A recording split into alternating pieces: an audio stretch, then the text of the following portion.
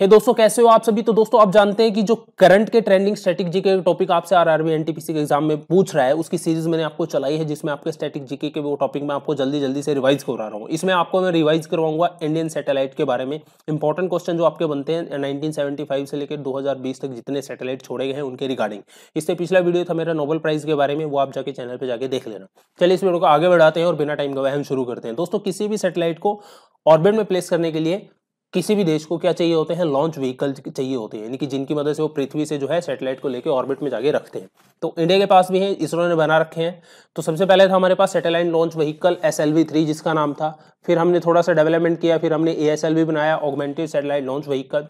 फिर हमने और थोड़ी तरक्की की, फिर हमने और जो है ज़्यादा पावरफुल हमने सैटेलाइट लॉन्च व्हीकल बनाया, वो था आपका PSLV यानी कि पोलर सैटेलाइट लॉन्च व्हीकल।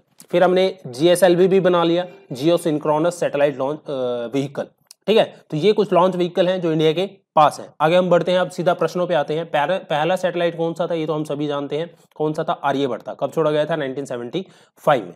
आगे बढ़ते हैं, 1980 में ये ऐसा पहला सैटेलाइट बन गया था जिसको ऑर्बिट में रखा था। किसने रखा था? Indian made launch vehicle. Indian made launch vehicle कौन सा था? सैटेलाइट लॉन्च व्हीकल 3 जिसका SLV-3 नाम था। तो इसने पहला सैटेलाइट कौन सा ऑर्बिट में रखा था? वो था दोस्तों रोहिणी। आगे बढ़ते हैं, first experimental remote sensing satellite जो कि टीवी एंड माइक्रोवेव कैमरा साथ लेके गया था। तो ये कौन सा था दोस्तों? भास्कर-1 जिसको 1979 में छोड़ा गया था।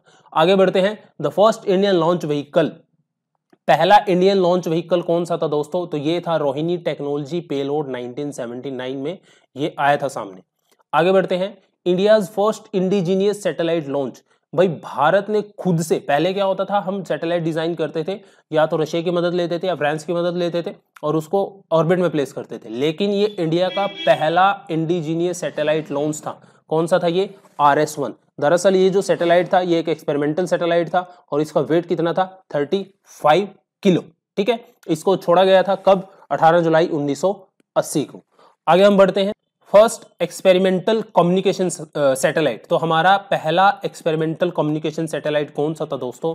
ये था हमारा एरियन पैसेंजर पेलोड एक्सपेरिमेंट। ठीक है, तो ये आपका क्या था? एक एक्सपेरिमेंटल कम्युनिकेशन सैटेलाइट था जिसको छोड़ा था इसरो ने कब? 19 जून 1981 को। तो यहां पे ये भी बताना चाहूंगा, इसमें हमने किसकी मदद ली थी? ये हमने यूरोपियन स्पेस एजेंसी की मदद ली थी। ठीक है, नेक्स्ट बढ़ते हैं, first operational multipurpose communication and meteorology satellite. तो पहला मल्टीपर्पज, आप इसको कम्युनिकेशन और मीटेरोलॉजी सैटेलाइट बोल सकते हैं। तो ये कौन से सैटेलाइट की बात कर रहा है? INSAT-1A की। ठीक है, और इसको कब छोड़ा गया था दोस्तों? 1982 में। तो एक तरीके से ये आपका सैटेलाइट जो लॉन्च हुआ था INSAT-1 है, ये जितनी लाइफ इसकी होनी थी उससे बहुत कम चला था। ठीक है, 1982 में इसको छोड़ा गया था और 18 महीने से कम समय में ही ये जो है इससे संपर्क टूट गया था। एक तरीके से आप कह सकते हैं ये फेल हो गया था। ठीक है, आगे हम बढ़ते हैं, अर्थ ऑब्जर्वेशन सैटेलाइट जो हमने छोड़ा था, किसकी यहाँ पे बात कर रहा है? IRS-1A की। ठीक है, तो जो हमने एक सीरीज बनाई थी उस समय की, हम जो है सैटेलाइट खुद से डिजाइन करेंगे, ये मैं बात कर रहा हूँ 70 से लेके 90 का जो दशक थे उनकी। तो उस समय हमने एक सीरीज चलाई थी, कौन सी? रिमोट सेंसिंग सैटेलाइट की। उस सीरीज का ये पहला इंडिजीनियस आपका सैटेलाइट था, ऑब्जर्वेशन सैटेलाइट। इसका नाम क्या था? IRS-1A। इसको कब छोड़ा गया था? 17 मार्च 1988 को। आगे हम बढ़ते हैं, first satellite in the second generation multipurpose communication meteorology and satellite based research and rescue. तो ये कौन से सैटेलाइट की यहाँ पे बात कर रहे हैं दोस्तों? INSAT-2A की। ठीक है, first multipurpose satellite built by India. तो कौन सा था? INSAT-2A। ठीक है, और ये हमारा सक्सेसफुल हुआ था। इससे पहला वाला सक्सेसफुल नहीं हुआ था, ये सक्सेसफुली ऑपरेशनलाइज हुआ था कब? अगस्त 1992 में इसको हमने छोड़ा था। ठीक है, मिशन क्या था? Multipurpose communication meteorology. ठीक है, नेक्स्ट है आपका experimental satellite for the first development flight of GSLV। तो जब हम टेक्नोलॉजी पे काम कर रहे थे GSLV की, ठीक है, तो GSLV की जो एक्सपेरिमेंटल फ्लाइट जो गई थी उसमें कौन सा सैटेलाइट हमने दिया था? GSAT-1। ठीक है, ये हमारा क्या था? एक्सपेरिमेंटल कम्युनिकेशन सैटेलाइट था जिसको हमने किसकी मदद से छोड़ा था? GSLV रॉकेट की मदद से छोड़ा था, यानी कि जियो सिंक्रोनस लॉन्च व्हीकल। ठीक है, आगे हम बढ़ते हैं, first meteorological satellite built by Indian space research organisation. Important है मीटेरोलॉजिकल सैटेलाइट फर्स्ट, तो किसकी बात हो रही है यहाँ पे, मैटसेट 1 की। ठीक है, मैटसेट 1, इसको कब छोड़ा गया था, 12 सितंबर 2002 को। कौन से लॉन्च व्हीकल से छोड़ा गया था, PSLV C4, PSLV यानी कि पोलर सैटेलाइट लॉन्च व्हीकल। ठीक है, और एक चीज और मैं आपको बताना चाहूंगा, ये जो आपका मीटेरोलॉजिकल सैटेलाइट था, इसका नाम आगे बदलकर, यानी कि 5 फरवरी 2003 को इसका नाम बदल के रख दिया था कल्पना 1। ओके, नेक्स्ट है आपका most advanced remote sensing satellite. ये मोस्ट एडवांस था, अब तक के जितने बने थे उन सबसे एडवांस ये था उस समय का। तो ये कौन सा सैटेलाइट की बात कर रहा है, रिसोर्स सेट 1। ठीक है, ये दरअसल 10वां सैटेलाइट था इसरो का IRS सीरीज का। ठीक है, और इसको कब छोड़ा गया था, 17 अक्टूबर 2003 में। आगे बढ़ते हैं, India's first satellite exclusively built for education. बहुत इंपॉर्टेंट है, सिर्फ एजुकेशन के लिए ये सैटेलाइट बना था। किसकी यहाँ पे बात कर रहे हैं हम, एडुसेट की। ठीक है, और इसका रियल नेम क्या था एडुसेट का, GSAT 3। ठीक है, क्या था, GSAT 3। आगे हम बढ़ते हैं, इंडियाज फर्स्ट लूनार प्रोब। तो हमारा पहला चंद्र मिशन कौन सा था दोस्तों, चंद्रयान 1। ओके, इसको कब हमने लॉन्च किया था, अक्टूबर 2008 में। ठीक है, आगे हम बढ़ते हैं, first indigenous all weather radar imaging satellite. तो कौन सा ये पहला ऐसा सैटेलाइट था all weather radar imaging satellite, कौन सा था ये हमारा भाई, ये था हमारा रीसेट 1। रीसेट की फुल फॉर्म क्या है, रेडार इमेजिंग सैटेलाइट 1। ठीक है, इसको लॉन्च कब किया था हमने, 26 अप्रैल 2012 को।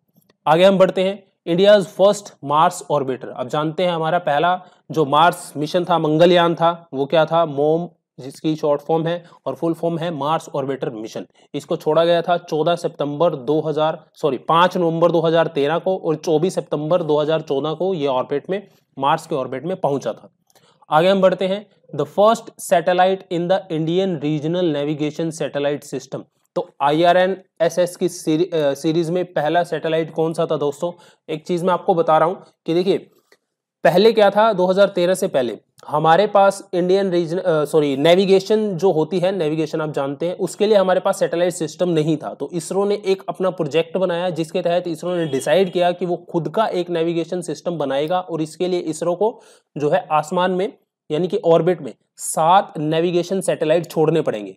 तो खुद का नेविगेशन बनाने के लिए भारत ने 7 सैटेलाइट लॉन्च करने की जो योजना बनाई थी, और इसमें पहला जो रीजनल नेविगेशन सैटेलाइट था वो कौन सा था दोस्तों, IRNS 1A, और इसको कब छोड़ा गया था, 1 जुलाई 2013 को। ठीक है, India's first dedicated multi wavelength space observatory. मैं आपको यहां पे बताना चाहूंगा दोस्तों कि इसरो का, यानी कि हमारे भारत का स्पेस में एक ऑब्जर्वेटरी भी, आपको ये जानकर हैरानी होगी, जी हाँ, हमारी एक स्पेस में ऑब्जर्वेटरी भी है जो घूम रही है, कैमरा उसमें लगा हुआ है, और इसका नाम क्या है दोस्तों, एस्ट्रोसैट।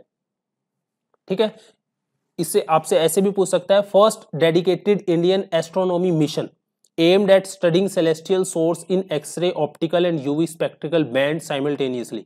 तब भी किसका नाम आएगा दोस्तों, एस्ट्रोसैट का। इसको कब छोड़ा गया था, 28 सितंबर 2015 को, और इसको PSLV रॉकेट से छोड़ा गया था। नेक्स्ट है आपका 7th and final satellite in Indian regional navigation satellite system.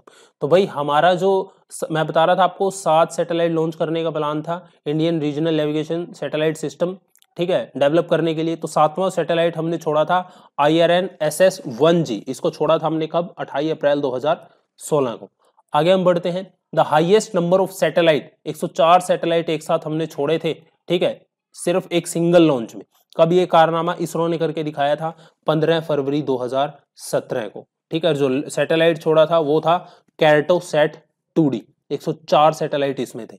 आगे हम बढ़ते हैं, first privately funded satellite of India, यानी कि ये पहला ऐसा सैटेलाइट था जिसको एक प्राइवेट फर्म ने बनाया था बिना इसरो की हेल्प से, और इसको ऑर्बिट में छोड़ा गया था। तो ये सैटेलाइट कौन सा था दोस्तों, एक्सीडसैट 1। क्या था नाम इसका, एक्सीडसैट 1। और इसको जो यूरोपियन एलन मस्क की कंपनी आप जानते हैं SpaceX, उसने इसको ऑर्बिट में रखा था। ठीक है, आगे हम बढ़ते हैं, dash is the heaviest satellite built bye ISRO. Important है, सबसे हैवी सैटेलाइट अब तक जो इसरो ने बनाया है वो कौन सा है दोस्तों? इस सैटेलाइट का जो वजन है वो है 5854 किलोग्राम का, और इसका नाम था क्या? GSAT-11। ठीक है, is the heaviest satellite built by Indian space research organisation.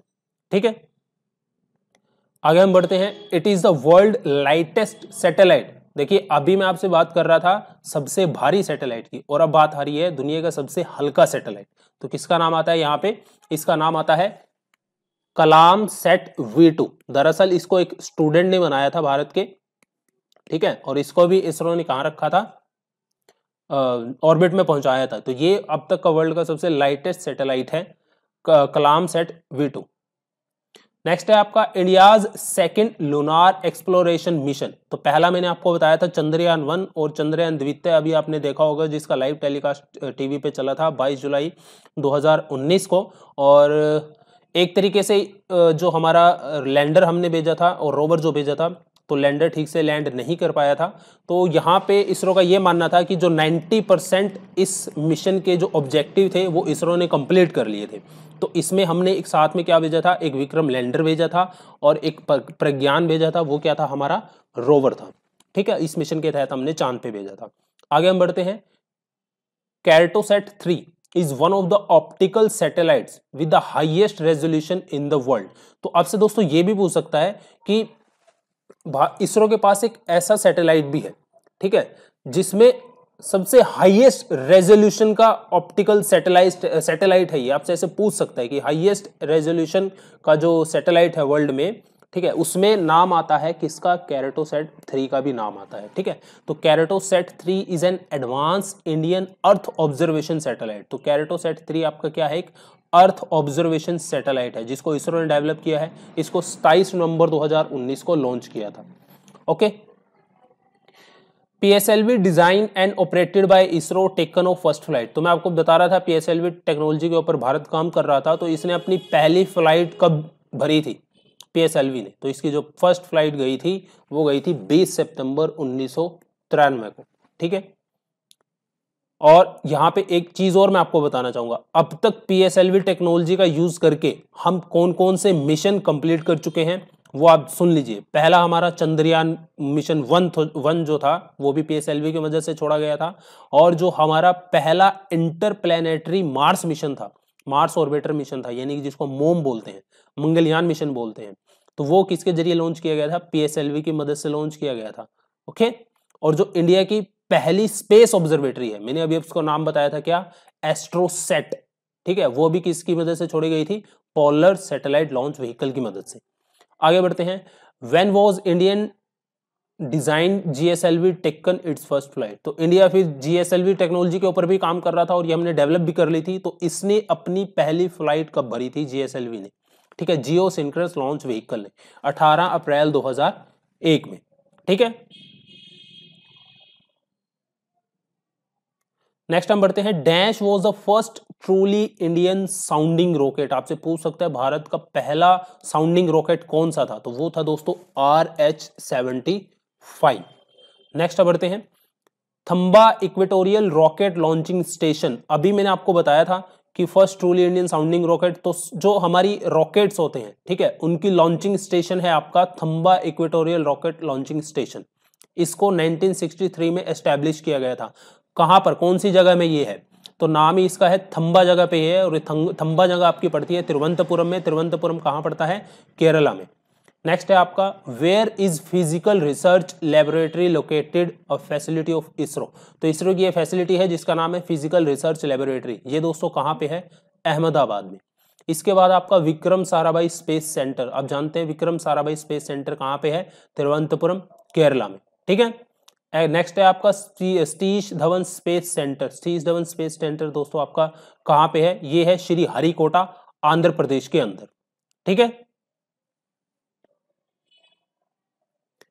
Balasore rocket launching station. Balasore rocket launching station, एक और launching station, rocket launching station हमारे पास, जिसका नाम है बालासोर रॉकेट लॉन्चिंग स्टेशन। ये कहाँ पे है दोस्तों? ये है ओडिशा के अंदर।